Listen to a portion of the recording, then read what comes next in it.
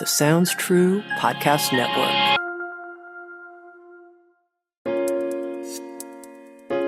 We are literally living into the three processes that are underway. One process is process we experience as an epoch that's dying. Another is the epoch that's birthing and emerging. And then we are most of the time in the liminal zone in between, not knowing what's going on. Welcome, friends. In this episode of Insights at the Edge, my guest is Aviv Shahar. Let me share with you a little bit of background here. I'd never heard of Aviv, but I was just playing around, really, Googling and looking up references for conscious evolution, trying to understand what's happening at this time in terms of our collective evolution and what appears like so much strife and turmoil, and how could we understand it in an evolutionary context. And I found my way to a website called Portals of Perception. Friends, stay with us.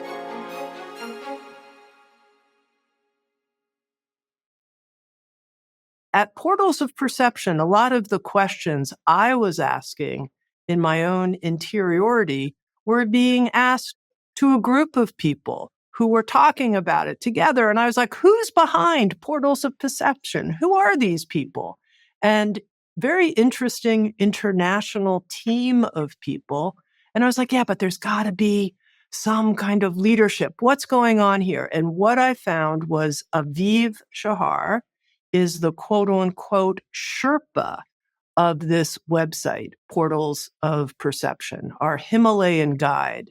And when I discovered that, I thought I need to have Aviv on Insights at the Edge. Let me tell you a little bit more about him. He curates transformational journeys and is a storyteller of the epochal evolution culminating at this time. Aviv is the founder of Aviv Consulting, helping leaders unleash strategic innovation, and he's the author of the book, Create New Futures: How Leaders Produce Breakthroughs and Transform the World Through Conversation. Aviv, welcome. Thank you very much. It's great to be here.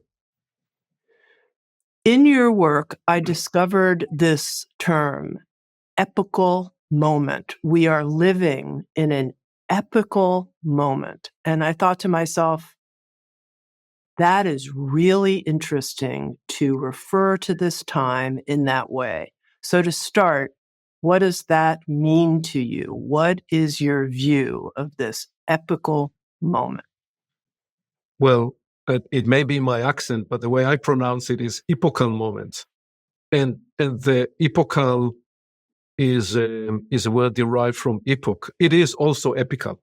So the both are correct. And a central element of the portal's exploration has been an attempt to trace the story of the epoch. What is the story of the epoch? And actually, when we trace the story of the epoch, we are tracing five stories, five main trace lines, many more trace lines, but five main trace lines, which is the axial story, so the 5,000-year story that includes the axial transition and the promise of that significant time in the unfolding of the epoch. The second trace line that we bring into it is the 400 to 600 year journey from the Renaissance and the Enlightenment, and what that represents and how it impacts us today. I suppose the third storyline is the Industrial Revolution. What was that about? How did that emerge in context of the scientific method, and what that led and how it is impacting us today? And trace line 4 and 5, well, trace line 4 is the one you and I have lived through, which is from the middle of the 20th century. and all that was promised from the middle of the 20th century, the counterculture movements, the various liberation movements, and the rise of the new age. And then really the last 20, 30 years, which is the story we tell about the technological transition, the computing revolution, the internet, and now AI, and social media in between, and the crisis that we are in at this time. So these are 5 trace lines that are now culminating. And the way we tell the story is we're actually looking at 5 dimensions of the story, and I can say more about it. But briefly to name them, there is the historic trace. That's the his story. And then there is another story we tell, which we fondly call her story. Her story is not a feminist perspective of history in that sense, but the living, vibrant, energetic dimension that is still alive, in the sense that the ancient Egyptian culture is still alive. The ancient Greek philosophers are still alive in terms of the sentiments and what it was that they plugged into. And so we could choose to tune in to the Constitutional Convention of the Founding Fathers here in North America. And that event is still alive, and we can tune into that. So story 2 is one where we refuse to just be subject to the limitation of the historic narrative, which is mostly a story of the victors. We don't hear a lot about those who vanquished and the sentiments that they left behind.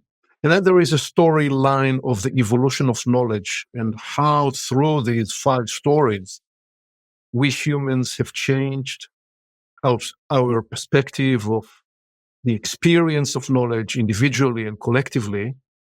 And then there is a story 4 and story 5 that we sometimes get to. I'll just name them, and if you want to go deeper into these, we can. Story 4 is what I call the dialectic story. It's the idea that we're not just telling the story of any period in time in history, but rather that we have the capacity to live into any space and time in history and become dialectic, to help what is unfinished, what is incomplete to complete, to become, in essence, redeemers and agents of that story more fully expressing itself today, as some people often choose to do in the area where you live, about the Native Americans that lived in that part of the land. They take a sentiment that is acknowledging of that. That is a dialectic story. Story 5, when we begin to tell story 4, is we begin to tell the story of the future. So when you put all of it together, the significance of this epochal moment is, so we also tell inside it a 7-fold story of the 7 natures, the red, orange, yellow, green, and so on to indigo and violet. And when I use these colors, I do not refer to other popularized developmental meta theories. I tell the story differently with these, where each of these living dimensions, each of these colors, they represent set of intelligences, and they represent a function in the unfolding of the development and the evolutionary story, unconscious and conscious evolutionary story. So now, why is this an epochal moment? Is because we are now in the intensification of the indigo and violet, where one epoch is ending and a new epoch is emerging. And we are literally living into the 3 processes that are underway. One process is process we experience as an epoch that's dying. Another is the epoch that's birthing and emerging. And then we are most of the time in the liminal zone in between, not knowing what's going on. This, by the way, is an insight that found me when we migrated from Israel to America, and my wife was having a very different experience than mine. I was in a dream state, and she struggled. And I said to her, "But you have to realize," which is a bad way to start a a conversation. You don't have to realize anything, but when you can realize that when you move from one country to another, there are actually at least two processes. Because I said to her, you're missing your roots in Israel. You're missing your roots. You're longing for what used to nourish you. And also you're seeking to learn the grammar of the new land, the new country you arrived at. And we are a bit like that in relation to the epochs. A change of epoch is a change of power structure. And that's why it's epochal, because we are needing to completely rewrite our interior operating system, because we used to be nourished by certain power structures, and those have been receding for several centuries, but now we have reached the culmination, which is why I'm calling it an epochal moment. So a bit of a long-winded answer, but background to put it in context. There's so much there, Aviv, in what you've shared, and I have to carefully pick the thread I want to pull. And the thread that I think is most relevant, at least where I'm sitting right now, is in this liminal space between the epoch of the future and the epoch that we're leaving. What is your sense of how humans who love, care, and want to be part of creating something new and beautiful for humanity, how can we focus ourselves, orient ourselves to do so? What's your sense of that? Well, first, it's a huge task, and many people are, for many good reasons, filled with concerns, anxieties, disappointment, and all of those. And there is a lot to do just in maintaining and regulating oneself. So I think job one, Tammy, is if we are to be agents that facilitate change and capacity builders and leaders into tomorrow, we first of all need to take care of ourselves. And plenty of conversations that you have here at Inside at the Edge about that, where people can find tools and ways to do the self-regulation work. I think that's number one. I think number two is, can we begin to truly perceive what is going on?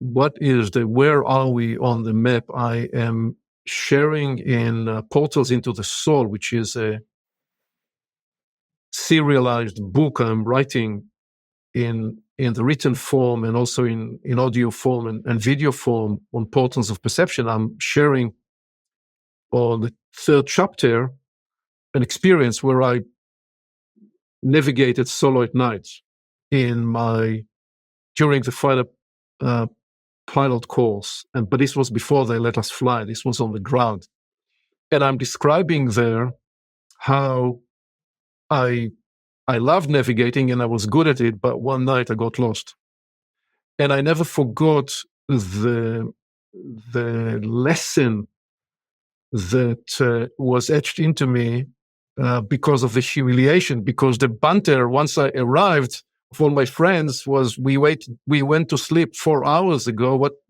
Where the hell were you? So the lesson etched into me then was, when you lose contact with the terrain, you truly need to seek the last point you were in contact with the terrain and try to figure where you are. And you should never mistake the map for the territory. So we are experiencing now a bewildering time where so much makes no sense, especially if people that anticipated that we were just one or two miles away from complete enlightenment in the late 20th century. And everything we were hoping for in the late 20th century was around the corner.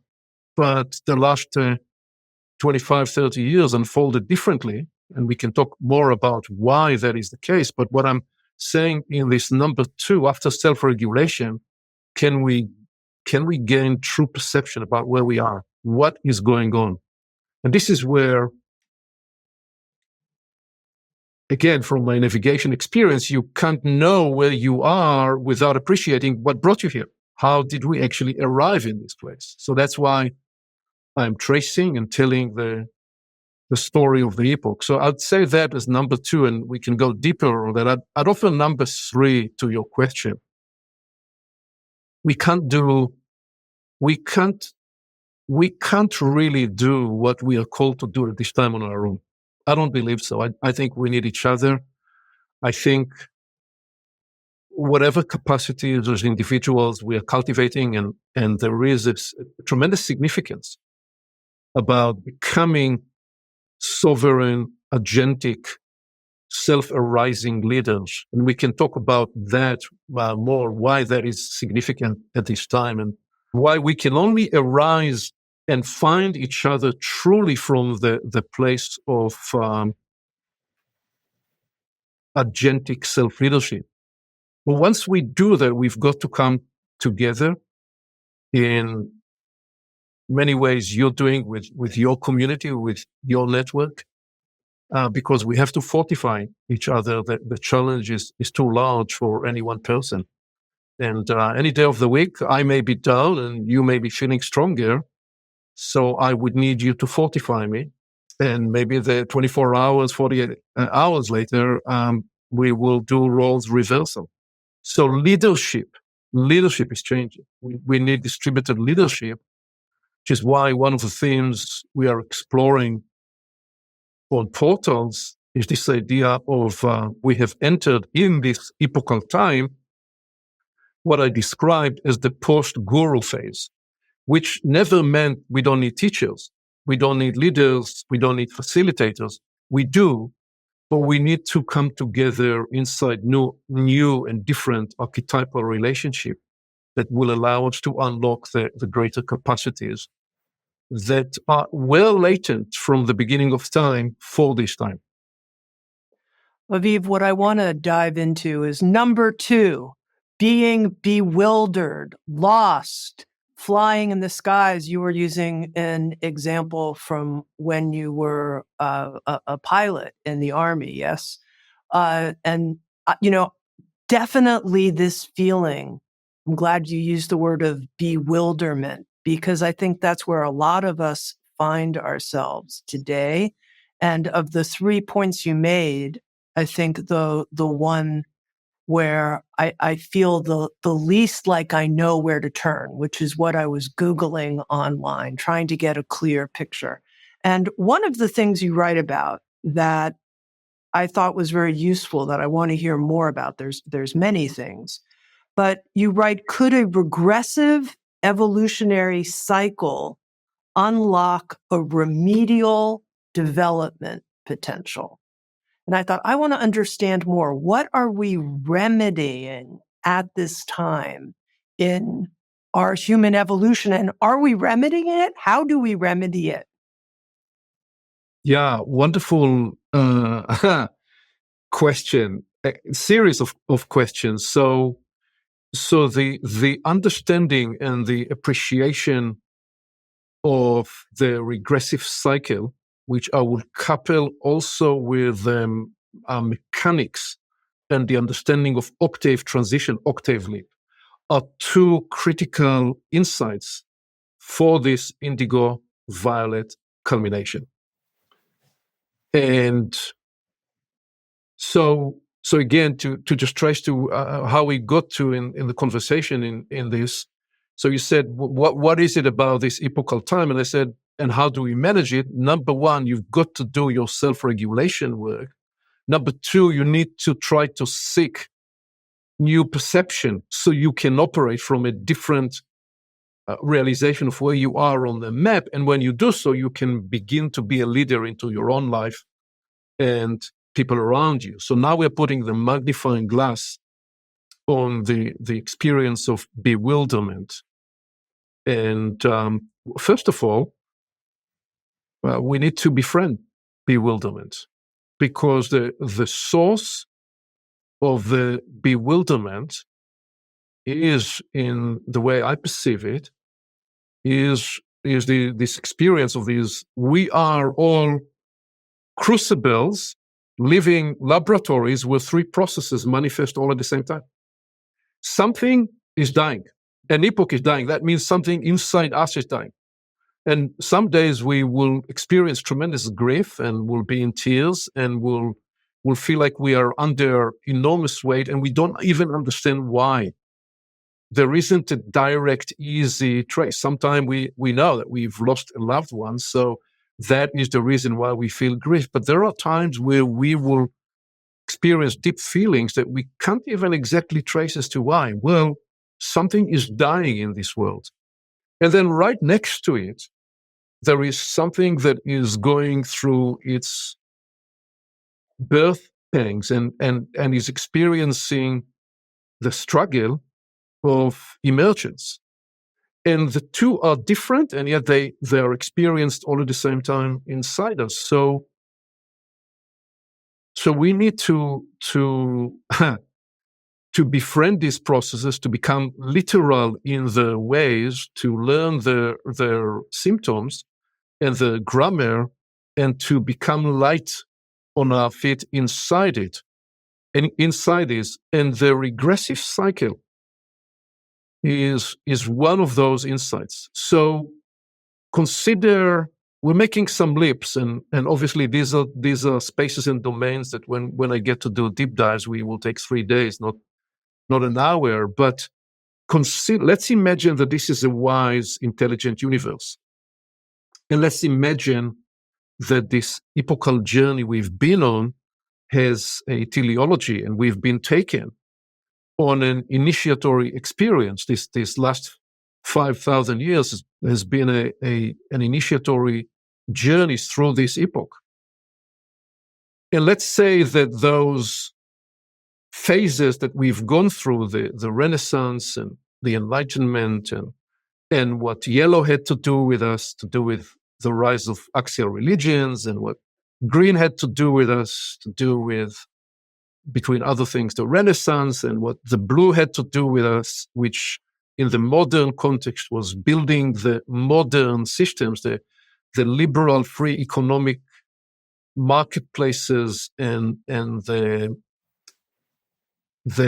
state, the liberal state, in the way it has emerged as the modern operating system. We've got to realize that as we were making these accelerations in the evolutionary story, a bit like when they develop a software program and operating system, there were bugs that we developed in the system. There are a bunch of bugs that we can go more deeply into around how we utilized the Enlightenment and what truly happened through the Industrial Revolution and what occurred through the 20th century. But what regressive cycles are, they are corrective periods where we need to retrace, to learn the lessons that we haven't fully assimilated, haven't fully internalized. And, the example, Tam, is if you look at the hippie movement and the rise of the New Age, that was an attempt at a shortcut to enlightenment. And I can take a lot more time to describe why and how, but partly we are correcting the various phases of the New Age and our hope for a new hopeful world, and we need to do the corrective work of the 19th century and the 20th century right now in these last several decades. That's one way of understanding for example, the rise of authoritarian tendencies with leaders all over the world, and with what appears to be several socioeconomic regressive movements. They serve to awaken the the socio-spiritual crucible, such that we can journey through the remedies that we need to cultivate. And unless we perceive that, we will not find the resilience, spiritual resilience, the social resilience, the fortitude to actually journey in the way we are called to become the leaders through this struggle. So just to be specific about the bugs in the system that we need to fix now, how do you see that? Okay, so there are three main buckets. You'll discover that I'm a bit like that. Everything you ask me, I will look. It's okay, Aviv. I studied Tibetan Buddhism for a long time, and they always had the 5 of this, the 7 of that. So I'm used to it, and it's a good way to organize and structure. You have so much to say, and I think our listeners appreciate it as well. So please just keep going with it. Yeah, let me actually do a brief segue and come back to Sure. That question. Part of what I'm trying to demonstrate, even the way I'm living into and with your inquiries, is so in my early to mid 20s, a very important message I internalized was the admonishment from our friend Albert Einstein, who said we cannot solve the problems we created with the same kind of thinking we viewed when we created this problem. And I thought, okay, that's a very nice idea, but what does it actually practically mean? What do I do about it? And I've puzzled that now for 4 decades. And it unlocked for me practices and ways and capacities that brought me to places I never imagined I would get to, including running a very lucrative consulting career. And if you told me 30 or 40 years ago that I would be able to walk into the halls of power and decision making in the largest, most successful companies in the world, just with a architecture of inquiries, I would tell you it cannot be done. It's a lie. But I've been able to do that. And just earlier this year, I'm in the room with a CEO of a large technology company and 2 McKinsey top guns. Then the session is going on, and a couple of hours into the session, one of them says to the CEO, "Why are you working with Aviv? Why did you bring Aviv here?" And he smiled and he said, "Well, it's a little difficult to explain, but he's a bit like a strategy and organizational shaman. And he asks us questions we never ask ourselves. And when he's in the room, we listen to each other differently." And so the 3 main practices that I had, this is why I brought this story now, because you said the 3 of this and the 5 of that. The 3 core practices that I'm demonstrating is that I live into permanent line inquiries and I create looms of inquiries. And this is the first and the second, and these are contemplative ways for me to be with inquiries. And the third is that I seek to create pathways rather than to answer questions. So remind me the question, and what was it that I said that I will address through the 3 buckets? Well, I very much like looms of inquiry. That is a beautiful image for me to hold. I was asking about the regression that we see at this time, that I think many people are like, what happened in terms of our climate action activities in the world that we're moving backwards? What happened in terms of human rights? You mentioned authoritarianism. We could go on and on. What happened? And yet Aviv is saying that somehow what we see as regression from an evolutionary standpoint might be a correction of some kind. Things, discoveries that we didn't make as a human society fully enough. You called it bugs, like in software development. And I thought, okay, I want to hear from Aviv specifically. What are the bugs that what looks like our current collective disaster is somehow addressing so that we can evolve. And this is really where I want our conversation to go as well, into the new epoch and what that might look like. But this trying to understand where we are right now, which is the glasses I have on, I need to understand what's all this seemingly regressive activity. Help me understand it.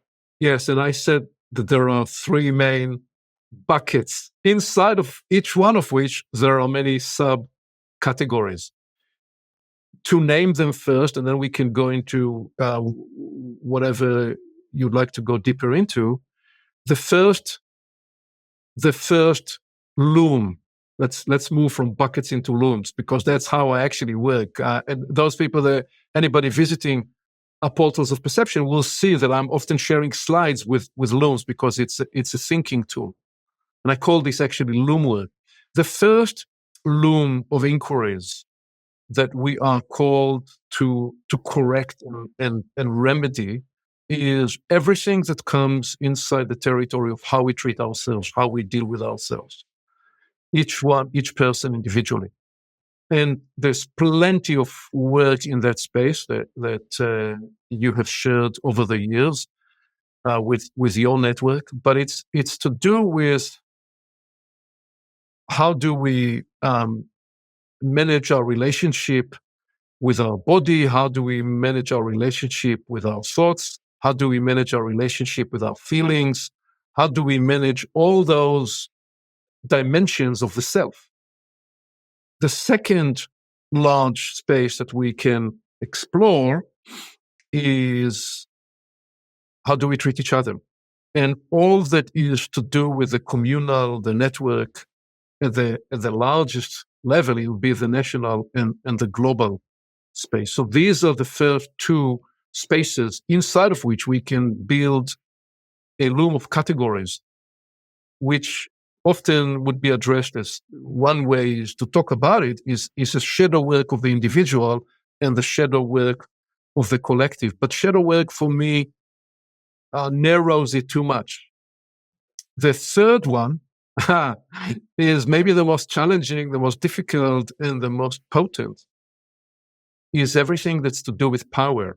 And there is work to be done in the relationship between these three, but relationship with self, relationship with other, and relationship with power is, tell me how I will codify the spaces where we have bugs that we need to address and learn to correct if we are to become safe, not just for ourselves, but safe for ourselves, safe for each other, and safe for the universe at large.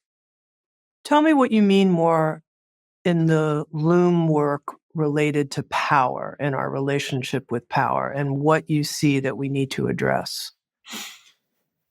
Wonderful. So the entry into this is to, and I lead these kind of inquiries in workshops, and so one entry into this inquiry is where and what has power over you. And now you begin to build subplots and sub-inquiries inside this. There is a whole loom of inquiries about your fears. We give tremendous amount of power to all those things that we are afraid of, all the things that are frightening for us, rationally and irrationally, some born by our formative experience and some through just the experience through life. So how do we metabolize, how do we work individually, collectively, and as societies with fears? That would be one category. And right there is tremendous amount that includes stuck energy, so much that has been arrested in time individually in each of our lives, and also historically for humanity. So it depends at what level we want to do this work, individually or collectively. If we do it individually, the pathway we will carve will lead with inquiry to discover what are the fears that are governing your way, the way you shape, you choreograph your life. So that's a whole space of inquiry, including when we choose to look at it in the historical sense and look at some specific areas on the planet that are very tormented now, such as the place I come from. Now, right next to it, I'll just place two others so we get the sense how versatile and vast the loom of inquiries into this third space of power is. So the next one will be beliefs and beliefs and those things we choose to give credence to. We put tremendous power in those stories we tell ourselves, with which we decode reality. And so our worldviews, our beliefs, and what we put our faith in is where we either have tremendous amount of power that's leaking, or we're losing that power, or we are in some other ways will be arrested in power structures that stand in our way to become more updated in our own journey with where we can be today. And then there is the relationship between our beliefs and our fears and how they sometimes build into each other. The third space of inquiry, right next to beliefs, is to do with the major archetypal relationships that we have in our lives, and what are the archetypes? Like, where are we in the teacher-student, in the leader-follower? Where are we with these domains? Because that is also where there are a lot of stuff that has been arrested in the story of humanity that now needs to be updated if we are to become the true universal humans that I believe we are becoming. So I'd offer these three as a starter into the third space of investigating, interrogating, if you like, the power structures and how those need to be updated through this time of regressive change. You mentioned the universal human that we're becoming, we have the opportunity to become, and that's where I want to take our conversation. But before we get there, in conversational cleanup, I'm going to take a little regressive movement here, because you mentioned this color framework that you use and this moving into the violet epoch, and that the colors that you're using don't map on to other systems that people have heard about, so they shouldn't assume this means that or that. Can you share with me a little bit, like, how did you come up with these colors? Why do we need color dimensions? And help me just understand the background here and get me on your map, if you will. Well, so it's a good question, because I didn't invent this. When we look at the beautiful experience that we get enchanted with as children, when the sun rays, or coming from the sun, converge with sufficient water in the air from the planetary ecology, when these two celestial bodies converge, they produce a rainbow. And what that for me means is that it's more than a biblical story that represents a covenant, but is truly the if you like, the universal operating system that plays out through all aspects of life. So this is an inquiry that I've been with for 4 decades, and I've seen and decoded how you get to see the 7 stages of a business, the 7 stages of a person's life.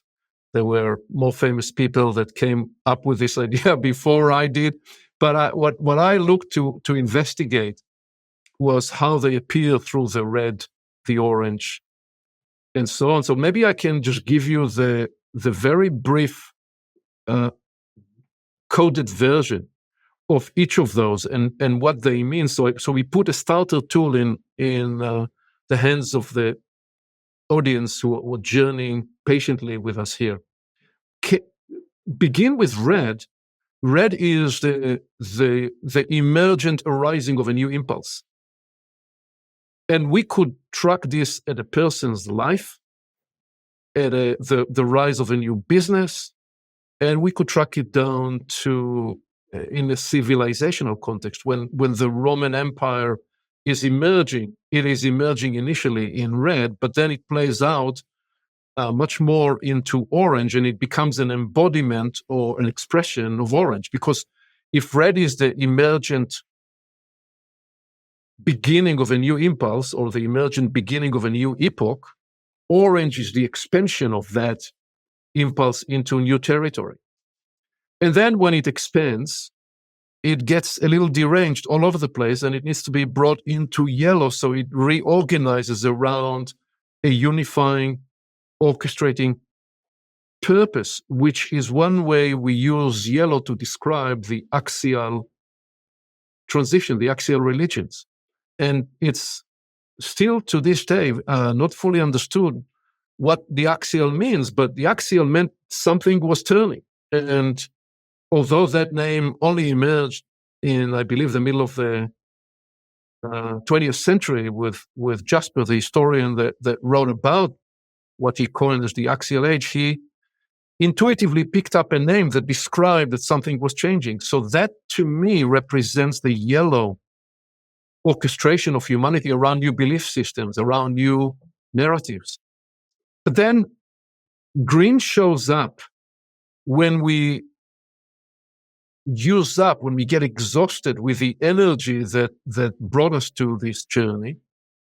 And one expression of green is the rise of the Renaissance, although to demonstrate that this is non-linear, you could trace green also back to ancient Greece.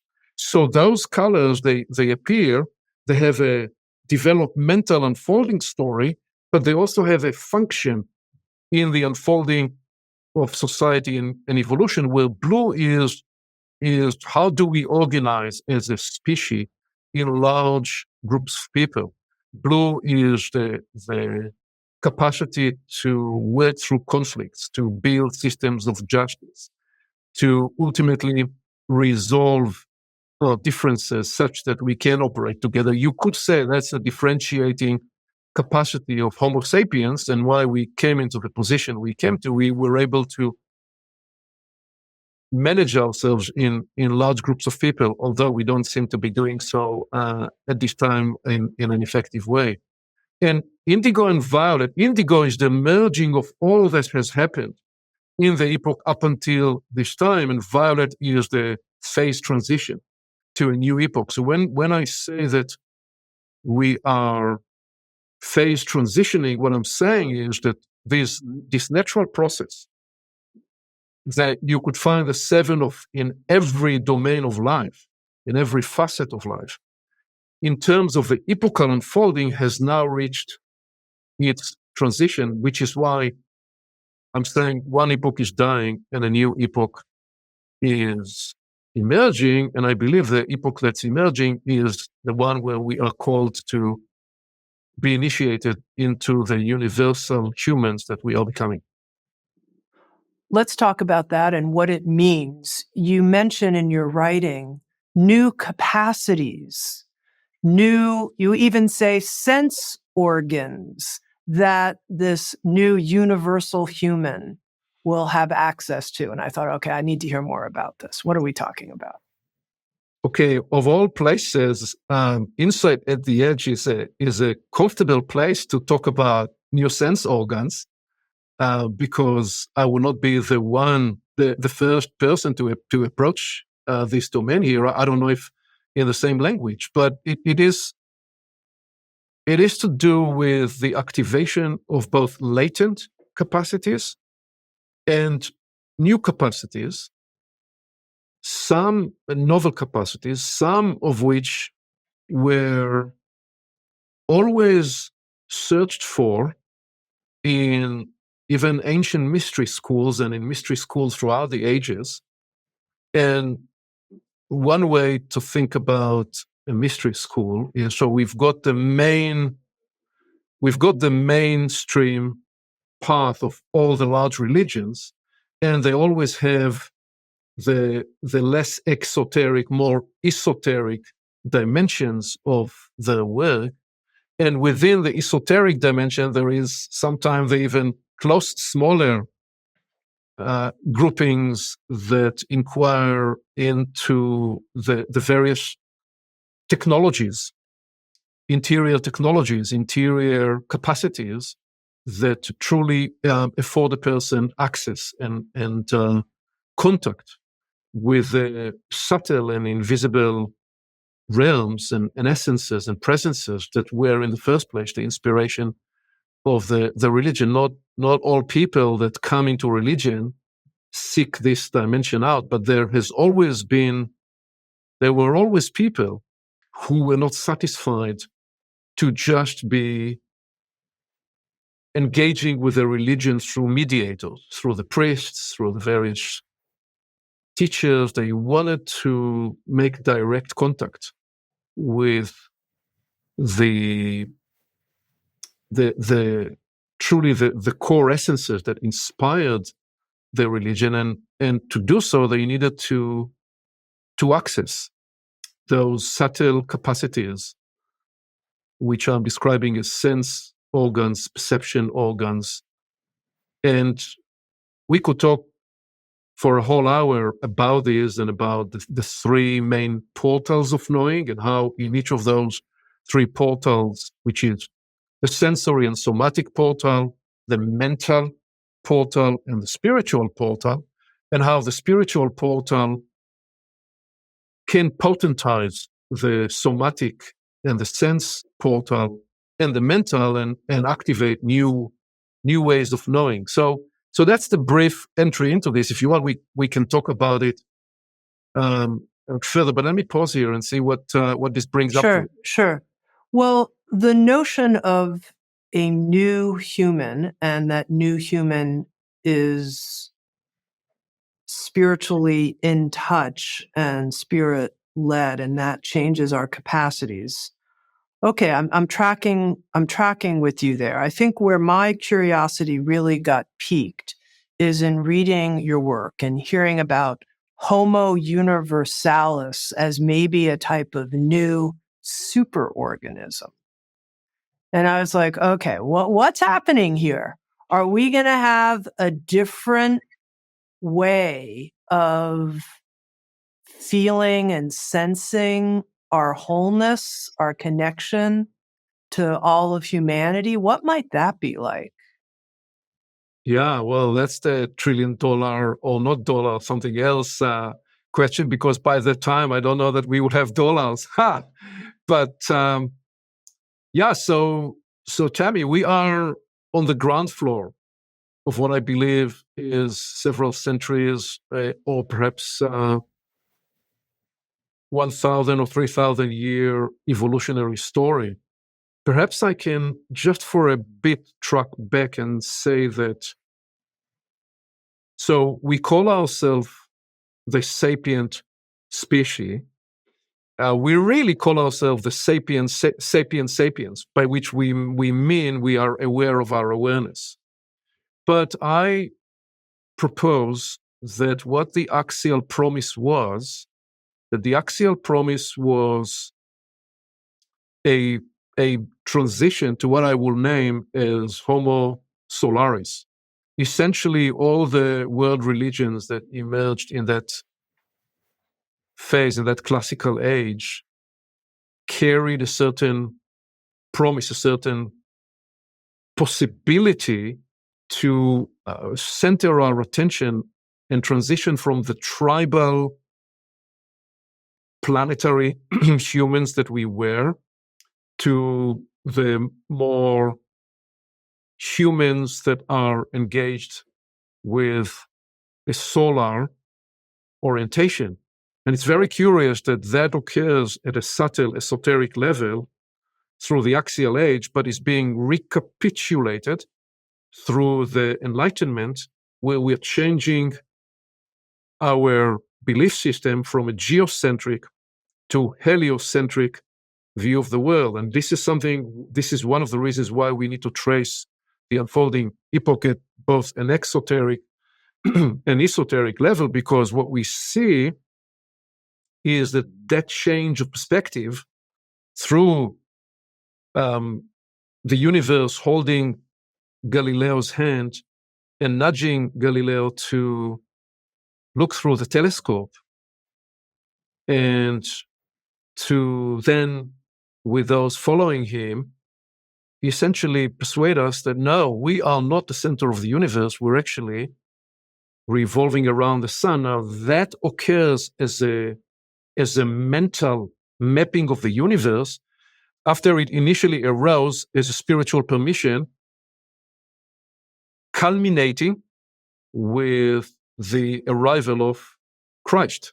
But Christ not in just a Christian sense, Christ as a promise that was latent in the full axial transition. So now what I'm mapping and what I'm describing, that what we have been on the journey of right from that Renaissance Enlightenment phase were the early days of the change that is now beginning to culminate, where we are called to graduate even from being a galactic humans, Solaris humans, into Universalis humans.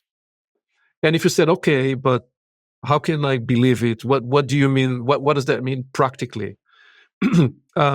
It's easy to find traces for it in many ways. For example, to just highlight two, to suggest that the early root system of a Universalis human has been with us now for a couple of centuries. And other people may call it in different names, but and that's all right. I'm not claiming any proprietary on it. But what I am saying is that when you begin to see through the early and mid-20th century the rise of meta-theories and the rise of the capacity to have second, third, fourth, fifth person perspective, and the various integrative ways of mapping reality, to me, that's one trace line of a Universalis human coming online. The popularized practice emerging in many places to learn how to integrate polarities and how to live into polarities, and I somewhere on Portals of Perception and mapping 12 different moves to integrate and transcend polarities. Those are some of the pathways into what we're describing as the perception organs of a Universalis human. It means I can be in one situation, Tammy, and I can look to discover, is it possible for me to feel tremendous pain and tremendous hope all at the same time? Is it at all possible for a human being to integrate these feelings?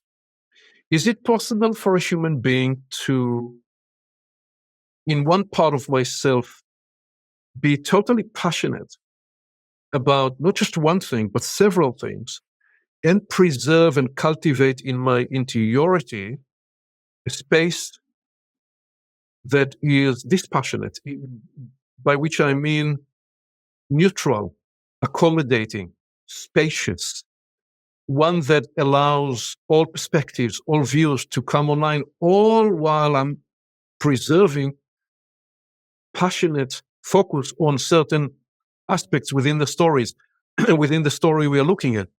These are perception capacities and organs that we are literally birthing in ourselves as interior configurations, interior cosmologies that enable us to metabolize, integrate contradictions, work as healers, work as facilitators, work as counselors, work as leaders of processes and scenarios and situations. And the work I do as a process Sherpa, both in the corporate world and in the spiritual and the developmental arena.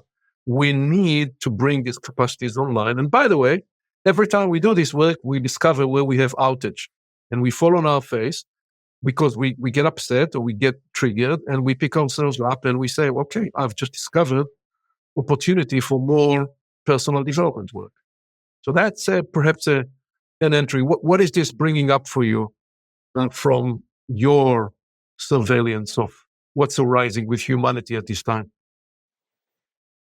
What I'm reflecting on, Aviv, as you're talking, is what a deep loom of inquiry you bring, and that you bring to our audience, and that you're bringing to me right now. And any one of the topics we've touched on, there's so much more to be said. And I think this is a moment for us to invite our listeners, if they're interested, to join the inquiry, the conversation, the collective exploration at Portals of Perception. And I wonder if you can say a little bit about that, and a kind of welcoming invite for people who want to go further. Yeah, thank you. Portals of Perception, the seed for it is emerging in October 2019, a few weeks after my granddaughter was born. I'm not going to be original at all when I say that I looked in her eyes and I experienced feelings I didn't know I would experience, and many people who said that before me.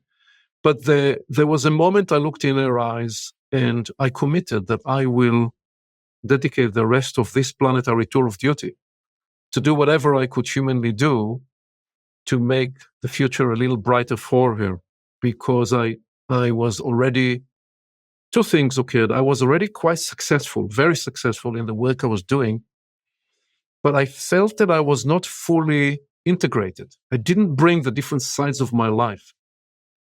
And I felt her presence and her look back at me was, okay, can you get your act together? And so together with a group of friends, 6 or 9 months later, right as the pandemic found us, we started developing the Portals journey. And the Portals project configured itself around a simple question, which was, where does the future come from? And the reason we have chosen that question was it was a way to follow a brief that I've received in my 20s. In my 20s, one of my worries was that I've seen very bright and smart people in different spaces in life that have reached a certain point of culmination and got stopped. And I got scared in my 20s. I didn't want to do that. I didn't want to be a dead man walking into my 50s and 60s. I realized I needed to stay committed to a continual journey. So I asked a wise teacher, how do you make sure you don't get stopped? And he said, that's easy. You take a project that you can never fully complete. You work into a project that you will never be able to complete in this lifetime. And you'll have to continue to work even as you move through the veil.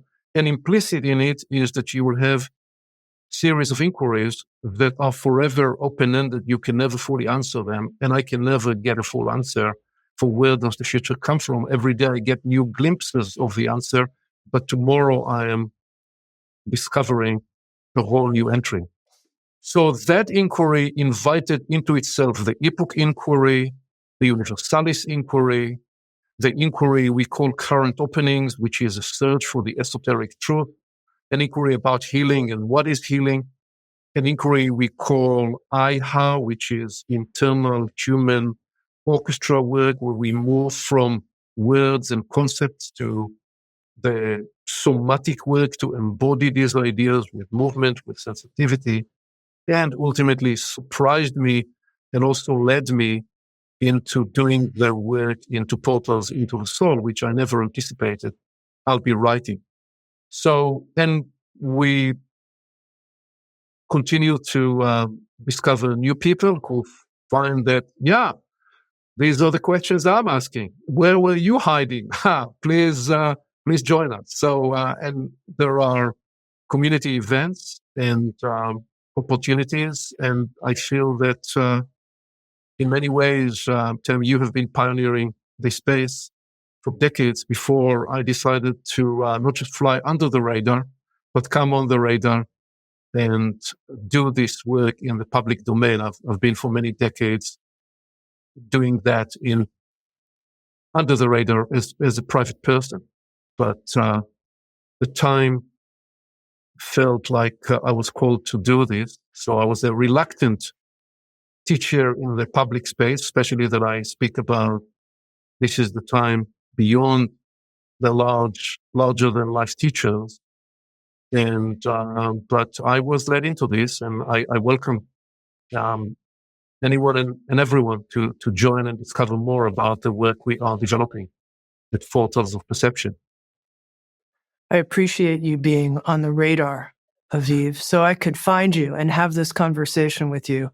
When I was a young person, just to speak personally for a moment, there were so many conversations I wanted to have, and my family and my mother would always say, "We don't talk about that at the dinner table, Tammy. We don't talk about." And I was like, "When are we going to talk about it? When?" And now here, 4 decades of talking to people about the things I care the most about, it's been a through line of my life and a never-ending one, as you said, a project you can't complete. I'm going to end our conversation, Aviv, by staying personal and asking you about something that I'm really working through right now. And the language I'm using for it is language from a spiritual tradition, basic trust. You write, "We are loved and supported by creation. Believe in that. We are not alone. Something higher enhances us, and we can lean into that strength." And what I notice for myself is that most of the time I'm with that. But then you talked about this third loom set of inquiries about power and where do our fears lie and how do they have power over us.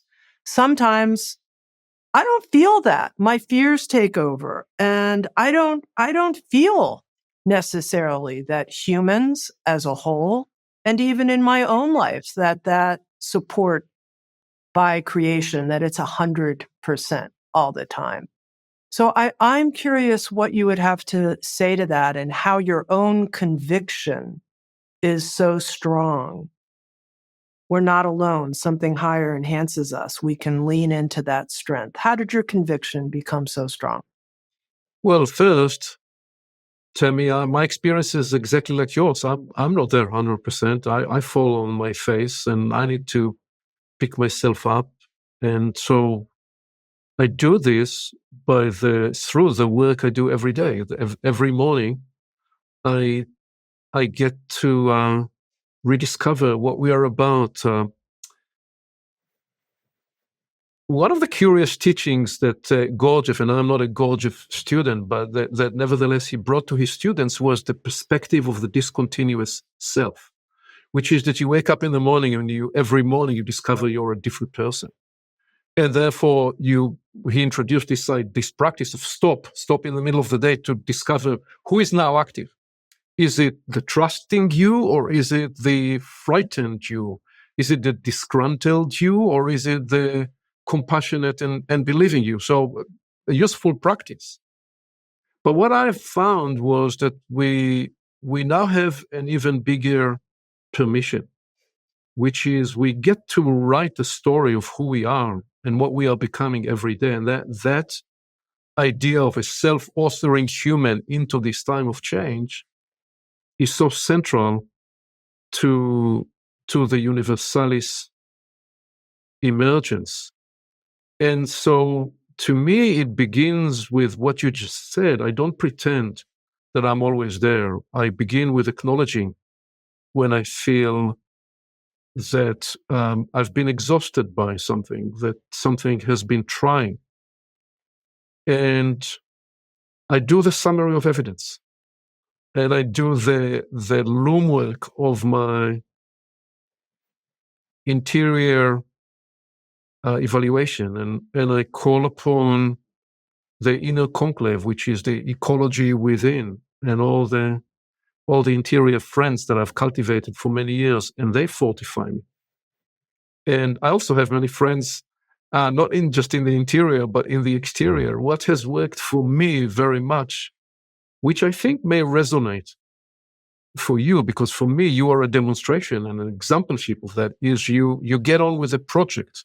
And I'm going to guess that what I'm going to say now is likely true for you as it is true for me, which is that while you work on the project, your project works on you. You needing to prepare for the next conversation you'll have. You needing to find again your own conviction when you're about to meet your team. You needing to demonstrate to your team that you are choosing to coexist and partner with a critic, with a self-critic, with the uncertain, with the distrusting one. And that through the interior dialogue, you're actually reestablishing trust. There is a simple model of trust that I've been bringing to leadership teams for really 3 decades now. And the beauty of that is that it's relevant in the corporate sense, but it also is true for our partnering with the universe and our partnering with whatever it is we will describe in our belief system. And can we trust the character of what it is we are engaged with? Because it time and again brings us results. Can we trust the competence of what it provides us with? And can we trust that we are inside something that's caring and it has our interest in mind? I found that the blessings that have enveloped my life exceeded so much what I could have imagined. But it was never without tremendous struggle and choosing time and again to run into the pain and to embrace the areas where, first of all, I found outage in myself, and second, where I was most frightened. And I had to train myself to love to run into frightens me. Now, that may sound strange. You could say, you flew jets in the Air Force. What could be more scary than that? Well, you'll be surprised. A lot of things in other parts of life that one needed to overcome. So I think the phase we are in is the phase where we grow into our wholeness through remedying, through the continually being remedial and finding the remedy to the parts of ourselves that are broken. And that we do so generatively, and that we are industrious in all those looms that are shared. So I don't know if that resonates, but I hope it offers something, because I intuit that more than anything, I did not say anything you didn't know, but I'm describing probably part of your nature and the way you have journeyed. You'll tell me whether that's true or not, but that's what I attempted to do. I think you have done that, Aviv, and this meeting with you, I have a sense, is just the beginning of a deepening friendship and collaboration. And friends, I encourage you to check out Portals of Perception. Aviv, thank you for being on the radar and being such a brave and visionary soul and Sherpa for our times, for this epochal. It's a hard word to say. I have to say that. I even looked up its pronunciation and it was said many different ways. Let's hear how you say it. Epochal. We are involved in an epochal transition, epochal intensification, and all the struggles we see all over the world are symptoms of that. We didn't have time to describe the meta crisis and how that is an expression of that. And you have been on the leading edge of that for many years, so I am so filled with gratitude for your work and for the opportunity to be in conversation today, Tammy. Thank you. Thank you, friends. This epochal moment. Thanks for being with us here on Insights at the Edge. And if you'd like to watch Insights at the Edge on video and participate in the after-show Q&A session with our guests, come join us on Sounds True 1, a new membership community featuring award-winning original shows, live classes, community learning, guided meditations, and more with the leading wisdom teachers of our time. Use promo code PODCAST to get your first month free. You can learn more at join.soundstrue.com. Sounds True, waking up the world. The Sounds True Podcast Network.